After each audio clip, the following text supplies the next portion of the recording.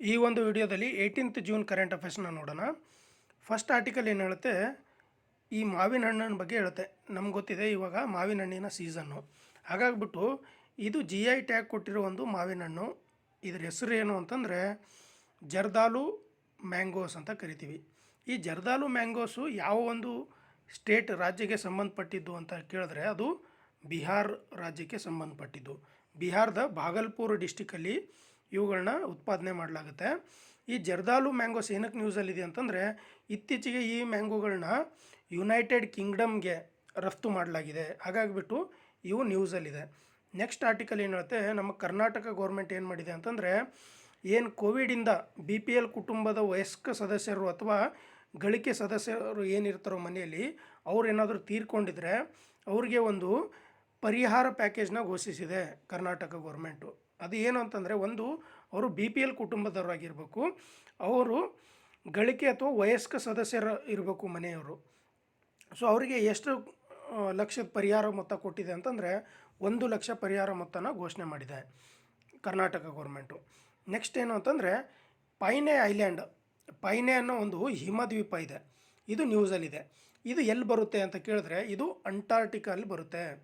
ಈ ಅಂಟಾರ್ಟಿಕಲ್ಲಿ ಬರುತ್ತೆ. ಹಾಗಾದರೆ ಇದು ಏನಕ್ಕೆ ನ್ಯೂಸ್ ಇದೆ ಅಂತಂದರೆ ಈ ಪೈನೆ ಐಲ್ಯಾಂಡ್ ಏನಿದೆ ಹಿಮದ್ವೀಪ, ಇದು ಕರಗ್ತಾ ಇದೆ. ಮತ್ತು ಇದು ಒಂದು ವೇಳೆ ಫುಲ್ಲಾಗಿ ಕರೆದು ಬಿಟ್ಟರೆ ನಮ್ಮ ಏನು ಸಿ ಲೆವೆಲ್ ಇದೆಯೋ ಸಮುದ್ರ ಮಟ್ಟ 0.5 ಮೀಟರಿಂದ ಹೆಚ್ಚಾಗುತ್ತೆ ಅಂತ ವರದಿ ಬಂದಿದೆ.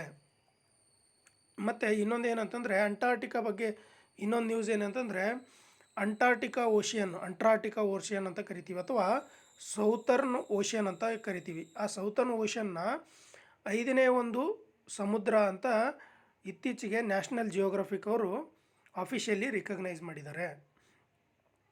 ನೆಕ್ಸ್ಟ್ ಆರ್ಟಿಕಲ್ ಬಂದುಬಿಟ್ಟು ವಿವೋ ಟೆಕ್ನಾಲಜಿ ಕಾನ್ಫರೆನ್ಸ್ ಅಂತ ನೋಡ್ಬೋದು. ಇದು ಎಲ್ಲಿ ನಡೆದಿದೆ ಅಂತಂದರೆ ಇದು ಪ್ಯಾರಿಸಲ್ಲಿ ನಡೆದಿದೆ. ಪ್ಯಾರಿಸ್ ಯಾವ ಒಂದು ಕಂಟ್ರಿಯ ಕ್ಯಾಪಿಟಲ್ ಅಂತಂದರೆ ಅದು ಫ್ರಾನ್ಸು. ಸೊ ವಿವೋ ಟೆಕ್ನಾಲಜಿ ಕಾನ್ಫರೆನ್ಸ್ನ ಆತಿಥೇಯ ಒಂದು ದೇಶ ಯಾವುದು ಅಂತಂದರೆ ಅದು ಫ್ರಾನ್ಸ್ ಇದೆ. ಈ ವಿವೋ ಟೆಕ್ನಾಲಜಿ ಕಾನ್ಫರೆನ್ಸ್ ಏನು ಅಂತಂದರೆ ಇದು ಯುರೋಪ್ ಒಂದು ಕಾಂಟಿನೆಂಟ್ದು ಏನಿದೆ ಅಂತಂದರೆ ಬಿಗ್ಗೆಸ್ಟ್ ಒಂದು ಟೆಕ್ನಾಲಜಿಕಲ್ ಮತ್ತು ಸ್ಟಾರ್ಟಪ್ ಇವೆಂಟ್ ಅಂತ ಕರಿತೀವಿ. ಇಲ್ಲಿ ಭಾಳಷ್ಟು ಬಿಸ್ನೆಸ್ ಮ್ಯಾನ್ಸ್ಗಳಾಯಿತು ಮತ್ತು ಹೊಸ ಹೊಸ ರಿಸರ್ಚರ್ಸ್ಗಳು, ಸ್ಕಾಲರ್ಸ್ಗಳು, ಇನೋವೇಷನ್ಸ್ಗಳು ಇವೆಲ್ಲ ಒಂದೇ ಪ್ಲ್ಯಾಟ್ಫಾರ್ಮ್ ಅಡಿಯಲ್ಲಿ ಬಂದು ಐಡಿಯಾಸ್ ಎಕ್ಸ್ಚೇಂಜ್ ಆಗೋಕ್ಕೆ ಒಂದು ಪ್ಲ್ಯಾಟ್ಫಾರ್ಮ್ ಇದೆ ಇದು. ಅದಾದಮೇಲೆ ಈ ಒಂದು ಇಮೇಜಲ್ಲಿ ನೋಡ್ಬೋದು, ಇದು ವುಡನ್ ಸೆಟ್ಲೈಟು ಅಂತಂದರೆ ಮರದ ಉಪಗ್ರಹವನ್ನು ಉಡಾಯಿಸಲಿಕ್ಕೆ ಒಂದು ಪ್ರಯತ್ನ ಪಡ್ತಿದ್ದಾರೆ. ಯಾವ ಒಂದು ಕಂಟ್ರಿ ಅಂತ ಕೇಳಿದ್ರೆ ಇದನ್ನು ನ್ಯೂಜಿಲೆಂಡ್ ಪ್ಲಾನ್ ಮಾಡ್ತಿದೆ ವುಡನ್ ಸೆಟ್ಲೈಟ್ನ ಉಪಗ್ರಹನ ಲಾಂಚ್ ಮಾಡೋಕ್ಕೆ. ಇದನ್ನು ಲಾಂಚ್ ಮಾಡ್ತಾ ಇರೋರು ಯಾರು ಅಂತಂದು ಕೇಳಿದ್ರೆ ಯುರೋಪಿಯನ್ ಸ್ಪೇಸ್ ಏಜೆನ್ಸಿ ಏನು ಮಾಡ್ತಿದೆ ಅಂತಂದರೆ ಇದನ್ನು ಲಾಂಚ್ ಮಾಡ್ತಿದೆ. ಇದರಲ್ಲಿ ಮರ ಅಂತ ಕೇಳಿದ್ವಿ, ಮರದ ಒಂದು ಉಪಗ್ರಹ ಅಂತ. ಈ ಮರದ ಉಪಗ್ರಹ ಏನು ಮಟೀರಿಯಲ್ ಏನು ಯೂಸ್ ಮಾಡಿದ್ದಾರೆ ಅಂತಂದರೆ ಅದು ಪ್ಲೈವುಡ್ ಮಟೀರಿಯಲ್ನ ಯೂಸ್ ಮಾಡಿದ್ದಾರೆ. ಇದನ್ನು ನೆನ್ಪಿಟ್ಕೊಳ್ಳಿ. ನೆಕ್ಸ್ಟ್ ಆರ್ಟಿಕಲ್ ಏನು ಹೇಳುತ್ತೆ, ಈ CSIR ಅಡಿಯಲ್ಲಿ ಒಂದು ಆರ್ಗನೈಜೇಷನ್ ಬರುತ್ತೆ. ಆ ಆರ್ಗನೈಜೇಷನ್ ಹೆಸರು ಏನು ಬಂದು CSIO ಅಂತ ಕರಿತೀವಿ, ಸೆಂಟ್ರಲ್ ಸೈಂಟಿಫಿಕ್ ಇನ್ಸ್ಟ್ರೂಮೆಂಟ್ಸ್ ಆರ್ಗನೈಜೇಷನ್ ಅಂತ. ಇದು ಏನು ಮಾಡಿದೆ ಅಂತಂದರೆ ಒಂದು ತಂತ್ರಜ್ಞಾನವನ್ನು ಅಭಿವರ್ಧಿಸಿದೆ. ಆ ತಂತ್ರಜ್ಞಾನ ಹೆಸರು ಏನು ಅಂತಂದರೆ PIVA ಅಂತ. PIVA ಅಂತಂದರೆ ಏನು ಅಂತಂದರೆ ಪ್ರಿಸಿಷನ್ ಅಯೋಡಿನ್ ವ್ಯಾಲ್ಯೂ ಅನಲೈಸರ್ ಅಂತ. ಹಂಗಂದ್ರೇನು, ಅಯೋಡಿನ್ ವ್ಯಾಲ್ಯೂ ಏನಿದೆ, ಉಪ್ಪಿನಂಶ ಏನಿದೆ ಅದನ್ನು ಅನಲೈಸ್ ಮಾಡುತ್ತೆ.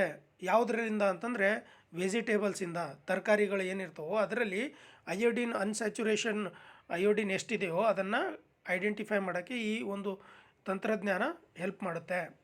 ನೆಕ್ಸ್ಟ್ ಆರ್ಟಿಕಲ್ ಏನು ಅಂತಂದರೆ ISIPedia ಅಂತ ಒಂದು ನ್ಯೂಸಲ್ಲಿದೆ ಇತ್ತೀಚೆಗೆ. ಕೇಳಿದ್ದೀವಿ ವಿಕಿಪೀಡಿಯಾ ಅಂತ ಕೇಳ್ತೀವಿ, ಎನ್ಸೈಕ್ಲೋಪೀಡಿಯಾ ಅಂತ ಕೇಳ್ತೀವಿ. ಹಾಗಾದರೆ ISIPedia ಏನು ಇದು ಅಂತ ಕೇಳಿದ್ರೆ ಇದು ಏನಿದೆ ಅಂತಂದರೆ, ನಾವು ಗೊತ್ತಿದೆ ಹವಾಮಾನ ಬದಲಾವಣೆಯಿಂದ ಭಾಳಷ್ಟು ಇಂಪ್ಯಾಕ್ಟ್ ಆಗ್ತಾಯಿದೆ ನಮಗೆ. ಸೊ ಈ ಒಂದು ISIPediಯಲ್ಲಿ ಏನು ಮಾಡುತ್ತೆ ಅಂತಂದರೆ ಇವರು ಹವಾಮಾನ ಬದಲಾವಣೆಯಿಂದ ಏನೇನು ಅಡ್ಡ ಪರಿಣಾಮಗಳು ಆಗ್ತಿದಾವೋ ಅದ್ರ ಬಗ್ಗೆ ಸಿಮ್ಯುಲೇಷನ್ ಮಾಡಿ ಒಂದು ಅನಲೈಸ್ ಮಾಡಿ ರಿಪೋರ್ಟ್ನ ಕೊಡುತ್ತೆ. ಸೊ ಇದೇ ISIPedia. ಅದಾದಮೇಲೆ ನೆಕ್ಸ್ಟ್ ಆರ್ಟಿಕಲ್ ಏನು ಅಂತಂದರೆ ಯುನೆಸ್ಕೋ ಏನು ಮಾಡಿದೆ, ರೀಸೆಂಟಾಗಿ ಒಂದು ರಿಪೋರ್ಟ್ ಬಿಟ್ಟಿದೆ. ಆ ರಿಪೋರ್ಟ್ ಹೆಸರು ಏನು ಅಂತಂದರೆ ಯುನೆಸ್ಕೋ ಸೈನ್ಸ್ ರಿಪೋರ್ಟ್ 2021 ಅಂತ. ಈ ಯುನೆಸ್ಕೋ ಸೈನ್ಸ್ ರಿಪೋರ್ಟ್ 2021 ಯಾವ ಒಂದು ಹೆಸರಲ್ಲಿ ಬಿಟ್ಟಿದೆ ಅಂತಂದರೆ the race against time for smarter development ಅಂತ ಒಂದು ಥೀಮಲ್ಲಿ ಬಿಟ್ಟಿದೆ. ಸೊ ಹೀಗಂದರೆ ಏನು ಅಂತಂದರೆ ಕನ್ನಡದಲ್ಲಿ ಚುರುಕಾದ ಅಭಿವೃದ್ಧಿಯ ಸಮಯದ ವಿರುದ್ಧದ ಓಟ ಅಂತ ಕನ್ನಡದಲ್ಲಿ ಕರಿತೀವಿ. ಸೊ ಇಂಗ್ಲೀಷಲ್ಲೇ ನೆನ್ಪಿಟ್ಕೊಳ್ಳಿ ನೀವು, race against time for smarter development ಅಂತ. ಹಂಗಂದ್ರೆ ಏನು ಅಂತಂದರೆ ಈ ರಿಪೋರ್ಟ್ ಏನು ಹೇಳುತ್ತೆ ಅಂತಂದರೆ ಯುನೆಸ್ಕೋ ನಮ್ಮ ಹತ್ರ ಭಾಳಷ್ಟು ರಿಸರ್ಚು ನಡೀತಾ ಇದೆ ವರ್ಲ್ಡ್ ವೈಡು. ಅದರಲ್ಲೂ ಏನಂತಂದರೆ ಈ G21 ಕಂಟ್ರೀಸ್ ಏನು ಬರುತ್ತೆ, G20 ಕಂಟ್ರೀಸು, ಇವು ಆಲ್ಮೋಸ್ಟ್ ಎಲ್ಲ ರಿಸರ್ಚ್ಗಳನ್ನ ಈ ಕಂಟ್ರಿಗಳನ್ನೇ ಮಾಡ್ತಾಯಿದೆ. 90% ರಿಸರ್ಚು ಈ ಕಂಟ್ರಿಗಳು ಮಾಡ್ತಾಯಿದೆ. ಬಟ್ ಟೋಟಲ್ ರಿಸರ್ಚಲ್ಲಿ ನೋಡಿದಾಗ ಆಲ್ಮೋಸ್ಟ್ 70-80% ರಿಸರ್ಚಸ್ ಏನಿದಾವೋ ಇದು ಹೊಸ ಟೆಕ್ನಾಲಜಿ ಮೇಲೇ ರಿಸರ್ಚ್ ಪಬ್ಲಿಕೇಶನ್ ಆಗ್ತಾಯಿದೆ. ಫಾರ್ ಎಕ್ಸಾಂಪಲ್ ಯಾವುದು, ಕೃತಕ ಬುದ್ಧಿಮತ್ತತೆ, ಆರ್ಟಿಫಿಷಿಯಲ್ ಇಂಟೆಲಿಜೆನ್ಸ್ ಅಂತ ಕರಿತೀವಿ, 5G ಟೆಕ್ನಾಲಜಿ ಆಯಿತು, ಈ ಥರ ಇದ್ರ ಮೇಲೆ ರಿಸರ್ಚ್ ಆಗ್ತಾಯಿದೆ ಹೊರತು ಈ ನಮಗೆ ಏನು ಹವಾಮಾನ ಬದಲಾವಣೆನ, ಏನು ಹವಾಮಾನ ಮೇಲೆ ಏನು ಅಡ್ಡ ಪರಿಣಾಮ ಬೀಳ್ತಿದೆ ಈ ಕಾರ್ಬನ್ ಹೊರಸೂಸುವಿಕೆಯಿಂದ, ಅಥವಾ ಅದನ್ನು ಕಂಟ್ರೋಲ್ ಮಾಡೋಕ್ಕೆ ಏನು ಟೆಕ್ನಾಲಜೀಸ್ ತರಬೇಕು, ಅದ್ರ ಮೇಲೆ ರಿಸರ್ಚ್ ಆಗ್ತಾ ಇಲ್ಲ ಅಂತ ಈ ಒಂದು ರಿಪೋರ್ಟ್ ಕೊಡ್ತಾ ಇದೆ. ಸೊ ಈ ರಿಪೋರ್ಟ್ ಏನು ಹೈಲೈಟ್ ಮಾಡುತ್ತೆ ಅಂತಂದರೆ ನಮ್ಮ ಸುಸ್ಥಿರ ಬೆಳವಣಿಗೆ ಆಗಬೇಕು ಅಂತಂದರೆ ಅದ್ರ ಮೇಲೆ ಕೂಡ ನಾವು ಜಾಸ್ತಿ ಎಫರ್ಟ್ ಹಾಕಬೇಕು ರಿಸರ್ಚು ಅಂತ ಹೇಳುತ್ತೆ.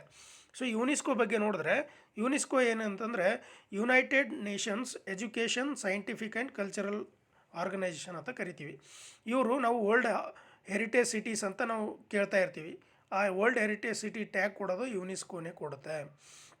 ಮತ್ತು ಯುನೆಸ್ಕೋ ಹೆಡ್ ಕ್ವಾರ್ಟರ್ ಎಲ್ಲಿ ಅಂತಂದರೆ ಪ್ಯಾರಿಸ್, ಫ್ರಾನ್ಸಲ್ಲಿ ಇದರ ಹೆಡ್ ಕ್ವಾರ್ಟರ್ ಇದೆ. ಇದು 1945 ಸ್ಥಾಪನೆ ಆಗಿದೆ. ಮತ್ತು ಈ ಯುನೆಸ್ಕೋ ಬಗ್ಗೆ ಮಾತಾಡಬೇಕು ಅಂದರೆ ಯುನೆಸ್ಕೋಯಿಂದ ಇತ್ತೀಚೆಗೆ USA ಮತ್ತು ಇಸ್ರೇಲು ಹೊರಬಂದಿದ್ದೇವೆ. ನೆಕ್ಸ್ಟ್ ಆರ್ಟಿಕಲ್ ಏನು ಹೇಳುತ್ತೆ ಅಂತಂದರೆ ಸಸ್ಟೈನೇಬಲ್ ಡೆವಲಪ್ಮೆಂಟ್ ರಿಪೋರ್ಟ್, ಸುಸ್ಥಿರ ಅಭಿವೃದ್ಧಿ ವರದಿನ ಬಂದಿದೆ. ಇದನ್ನು ಯಾರು ಬಿಡ್ತದೆ ಅಂದರೆ ಯುನೈಟೆಡ್ ನೇಷನ್ ಬಿಡುತ್ತೆ, ವಿಶ್ವಸಂಸ್ಥೆ ಅಂತ ಕರಿತೀವಿ, ಇದು ಬಿಡುತ್ತೆ. ಸೊ ಇದ್ರ ಪ್ರಕಾರ ಇಂಡಿಯಾದ ರ್ಯಾಂಕ್ ಏನಿದೆ ಅಂತಂದರೆ 120 ಇದೆ ಇಂಡಿಯಾದ ರ್ಯಾಂಕಿಂಗು. ಅದೇ ಇತ್ತೀಚೆಗೆ ಏನಂತಂದರೆ ಸಸ್ಟೈನೇಬಲ್ ಡೆವಲಪ್ಮೆಂಟ್ ಗೋಲ್ಸ್ ಮೇಲೆ ಇಂಡಿಯಾದ ರ್ಯಾಂಕಿಂಗು 117 ಅಂತ ಬಿಟ್ಟಿತ್ತು. ಸೊ 117 ಏನು ಇದು ಅಂತಂದರೆ ಇದು ಭಾರತದ ಪರಿಸರ ವರದಿಯ ಪ್ರಕಾರ ಇಂಡಿಯಾದು ಸಸ್ಟೈನೇಬಲ್ ಡೆವಲಪ್ಮೆಂಟ್ ರಿಪೋರ್ಟ್ನ ಒಂದು ಇಂಡೆಕ್ಸ್ ಎಷ್ಟು ಅಂತಂದರೆ ರ್ಯಾಂಕು 117 ಅಂತ ನೆನಪಿಟ್ಕೊಳ್ಳಿ. ಅದೇ ಈ ಯುನೈಟೆಡ್ ನೇಷನ್ ಬಿಡುವ ಒಂದು ಸಸ್ಟೈನೇಬಲ್ ಡೆವಲಪ್ಮೆಂಟ್ ರಿಪೋರ್ಟ್ ಪ್ರಕಾರ ಎಷ್ಟಿದೆ ಅಂದರೆ 120ನೇ ಸ್ಥಾನ ಇದೆ. ಟೋಟಲ್ ಎಷ್ಟು ಅಂತಂದರೆ 193 ಕಂಟ್ರಿಯಲ್ಲಿ ಕಂಪೇರ್ ಮಾಡಿದಾಗ. ಹಾಗಾದರೆ ಫಸ್ಟ್ ಕಂಟ್ರಿ ಯಾವುದು ಅಂತ ಕೇಳಿದ್ರೆ ಫಿನ್ಲ್ಯಾಂಡ್ ಫಸ್ಟ್ ಕಂಟ್ರಿ ಇದೆ ಸುಸ್ಥಿರ ಅಭಿವೃದ್ಧಿಯಲ್ಲಿ. ಅದಾದಮೇಲೆ ಸೆಕೆಂಡು ಸ್ವೀಡನ್ ಇದೆ, ಥರ್ಡು ಡೆನ್ಮಾರ್ಕ್ ಇದೆ. ಇದನ್ನು ನೆನಪಿಟ್ಕೊಳ್ಳಿ. ನೆಕ್ಸ್ಟ್ ಏನು ಹೇಳುತ್ತೆ, world elders abuse awareness day ಅಂತ, ಅಂದರೆ ವಿಶ್ವ ಹಿರಿಯರ ನಿಂದನೆ ಜಾಗೃತಿ ದಿನ ಅಂತ. ಇದನ್ನು ಕೂಡ ಯುನೈಟೆಡ್ ನೇಷನ್ಸ್ ಆರ್ಗನೈಸ್ ಮಾಡುತ್ತೆ. ಯಾವ ಒಂದು ದಿವಸ ಅಂತಂದರೆ June 15ಗೆ ಇದನ್ನು ಸೆಲೆಬ್ರೇಟ್ ಮಾಡಲಾಗುತ್ತೆ. ಇದು ಏನಕ್ಕೆ ಅಂತಂದರೆ ಯಾವುದೇ ಸ್ಟೇಟ್ ಗೌರ್ಮೆಂಟ್ ಆಯಿತು, ಸೆಂಟ್ರಲ್ ಗೌರ್ಮೆಂಟ್ ಆಯಿತು, ಏನು ಈ ವೃದ್ಧ ಜನ ಇರ್ತಾರೋ ಅವ್ರಿಗೆ ಏನಂತಂದರೆ ಒಂದು ಒಳ್ಳೆಯ ಫೆಸಿಲಿಟೀಸ್ನ ಮಾಡಿಕೊಡ್ಬೇಕು, ಅವ್ರಿಗೂ ಒಂದು ಒಳ್ಳೆಯ ಜೀವನ, ಉತ್ತಮ ಜೀವನ ನಡೆಸೋಕ್ಕೆ ನಾವು ಏನೇನು ಅನುಕೂಲ ಬೇಕು ಅದನ್ನು ಮಾಡಿಕೊಡ್ಬೇಕು, ಅದ್ರ ಬಗ್ಗೆ ಜಾಗೃತಿ ವಹಿಸಬೇಕು ಅಂತ ಈ ಒಂದು ದಿನನ ಆಚರಣೆ ಮಾಡಲಾಗುತ್ತೆ. ನೆಕ್ಸ್ಟ್ ಆರ್ಟಿಕಲ್ ಏನಂತಂದರೆ RBI ಒಂದು ಹೊಸ ರೂಲ್ ತಂದಿದೆ. ಯಾರಿಗೋಸ್ಕರ ಅಂತಂದರೆ ಈ ಮೈಕ್ರೋ ಫೈನಾನ್ಸ್ ಇನ್ಸ್ಟಿಟ್ಯೂಷನ್ ಏನು ಲೋನ್ ಕೊಡುತ್ತೋ ಅವ್ರಿಗೆ. ಮೈಕ್ರೋ ಫೈನಾನ್ಸ್ ಇನ್ಸ್ಟಿಟ್ಯೂಷನ್ ಅಂದರೆ ಈ ಕಡಿಮೆ ಸಾಲ ಕೊಡ್ತಾರಲ್ಲ ಅದಕ್ಕೆ ಕರಿತೀವಿ. ಇದನ್ನು ಯಾರ್ಯಾರು ಕೊಡ್ತಾರೆ ಅಂತಂದರೆ ಬ್ಯಾಂಕ್ಗಳು ಕೊಡ್ತವೆ ಮತ್ತು ನಾನ್ ಬ್ಯಾಂಕಿಂಗ್ ಫೈನಾನ್ಷಿಯಲ್ ಕಂಪ್ನೀಸ್ ಕೂಡ ಕೊಡ್ತವೆ. ಸೊ ಮೊದಲೇನಿತ್ತು ಅಂತಂದರೆ ಈ ರೂಲ್ ಬರೋದಕ್ಕಿಂತ ಮುಂಚೆ ಈ ಬ್ಯಾಂಕ್ಸ್ಗಳು ಜಾಸ್ತಿ ಸಾಲ ಕೊಡೋಕ್ಕೆ ಪರ್ಮಿಷನ್ ಇತ್ತು. ಯಾವುದಕ್ಕೆ? Micro finance ಇನ್ಸ್ಟಿಟ್ಯೂಷನ್ಗೆ.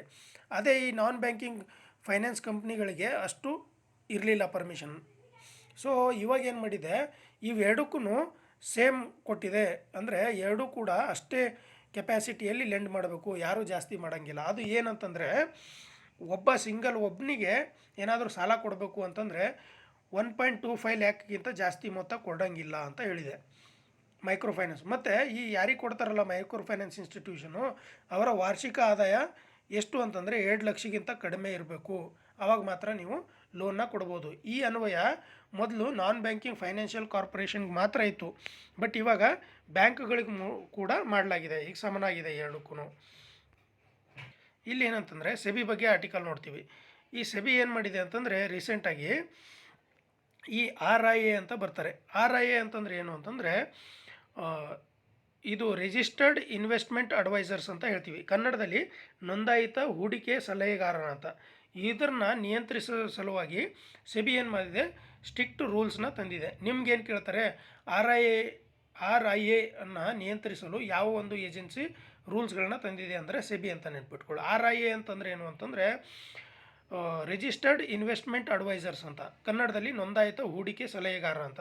ಹೀಗಂದರೆ ಏನು ಅಂತಂದರೆ ಕೆಲವ್ರ ಹತ್ರ ಭಾಳಷ್ಟು ವೆಲ್ತ್ ಇರುತ್ತೆ, ಸೊ ಅದನ್ನು ಕರೆಕ್ಟಾಗಿ ಹ್ಯಾಂಡಲ್ ಮಾಡೋದು ಮತ್ತು ಮ್ಯಾನೇಜ್ ಮಾಡೋರನ್ನ ನಾವು ನೋಂದಾಯಿತ ಹೂಡಿಕೆ ಸಲಹೆಗಾರ ಅಂತ ಕರಿತೀವಿ. ಇದು important current affairs. Thank you friends.